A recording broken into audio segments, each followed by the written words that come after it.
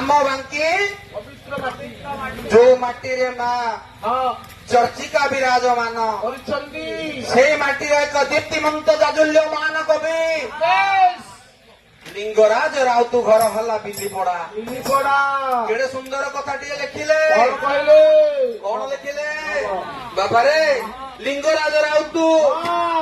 पुआला बसंत कुमार राउतु पाला गायक सुंदर सुंदर कथा पदिए लिखिले बोला हे दारू ब्रह्म तुम्हें भो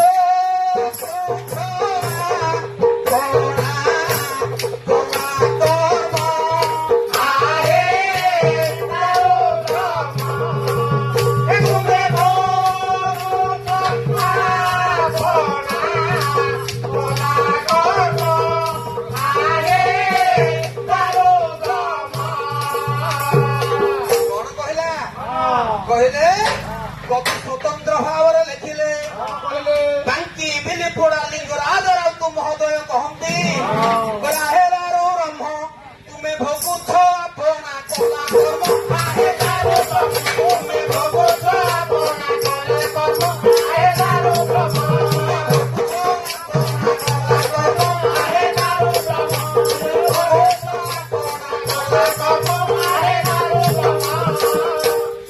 प्रभु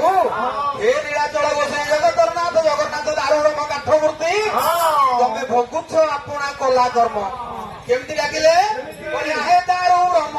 तुम्हें भोगुछ अपना कला कर्म हे दारू ब्रह्म तुम्हें भोगुछ अपना कला कर्म हे दारू ब्रह्म तुम्हें भोगुछ अपना कला कर्म हे दारू ब्रह्म खाली कोन कहिदेले हबो प्रमाण दरकार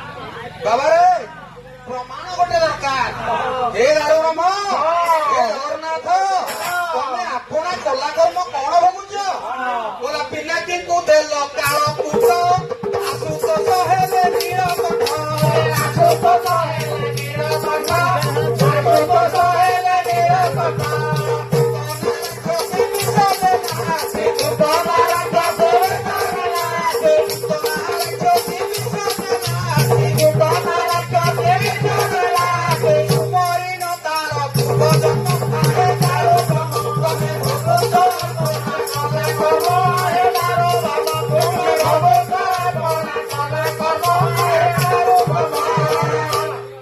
प्रभु तमें भोगुच कला कर्मर फल तमें भोगुच पुरी श्री क्षेत्र में बस 60 पौटी सीना खाऊच कला कर्मर फल तक तुम थुआ कर्म फल कौन जगत में क्या छाड़ प्रभु हेले जहा कर्म कर फल भोग हम हे जगन्नाथ तमें भोगुछ अपना पिनाकी को देल काल कूट आशुतोष हेले नीलकंठ कहले पिनाकी कहले शिव शंकर शंकर भगवान को समुद्र मंथन बेले विष बाहर काल कूट विष हलाहल विष शंकर भगवान को देल से आकंठ पान कले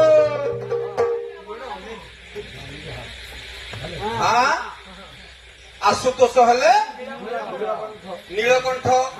शंकर भगवान को तुम जबरदस्त कले विष तक पीय सी विष पीले तम उपरे फल कौन पड़ा पुत नाट्य सी विष देला सी सुमरी ना निज पूर्व जन्म अपेक्षा कर पुतना कहला घसी पड़ुछि कि आकाश किए गंगा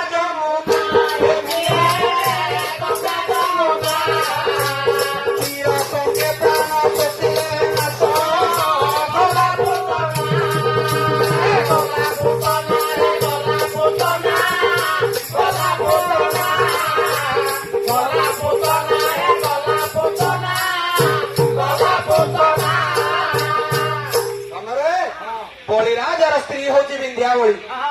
विंध्यावली जिते देखिले ता स्वामी बलिराजा को पाताल को भगवान चापिला बेले विंध्यावली अभिशाप देला कहला प्रभु बिना कारण मो स्वामी की तमें चापुच तमें एडे सुंदर पुओटे बोले मु लोभ कली मत कहल मु तोर पुओ है जन्म आशीर्वाद कल मो पुओ है जन्म हम पाताल को चापिल मु तुमको अभिशाप दूसरी मु तो ये भाया पुओ विश्व देखी मारदेवी से अभिशाप फली आज କଣ କହିଲେ କଣ? କହିଲା ପିନାକି କୁଦେଲ କାଳ କୁଟ ହେଲେ ନୀଳକଣ୍ଠ ଆସୁତୋଷ ହେଲେ ନୀଳକଣ୍ଠ ଆସୁତୋଷ ହେଲେ ନୀଳକଣ୍ଠ ସୁବର୍ଣ୍ଣ ରାକ୍ଷସୀ ବିଷ ଦେଲା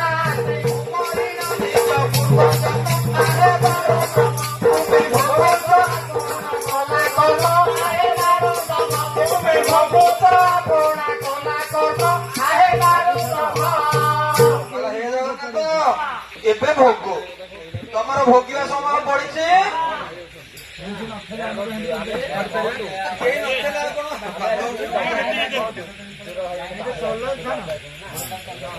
ବାବାରେ କହିଲା ପିନାକି କୁଦେଲ କାଳ କୁଟ ଆସୁତୋଷ ହେଲେ ନୀଳକଣ୍ଠ ଭୂତ ନା ରାକ୍ଷସୀ ବିଷ ଦେଲା ଆସି ସୁମରିଣ ନିଜ ପୂର୍ବ ଜନ୍ମ କଥା ମନେ ପକେଇକି ତମେ କୃଷ୍ଣ ଅବତାରରେ ଯେତେବେଳେ କୃଷ୍ଣ ହେଇଥିଲ 3 ଦିନର ଛୁଆଟାକୁ ଧରିକି ସ୍ତନରେ ବିଷ ଭରି ଆସିକି ତମକୁ ପିଆଇଲା ତମେ ପିଇଲ କି ନାଇଁ ତମେ ବିଷ ଦେଇଥିଲ ବୋଲି ବିଷ ଏବେ ଭୋଗୁଛ ତ ମୋ କଥା ଆଉ ଟିକେ ଶୁଣ କହିଲେ ରାବଣ ଭଉଣୀ ନାଶା କର୍ଣ୍ଣ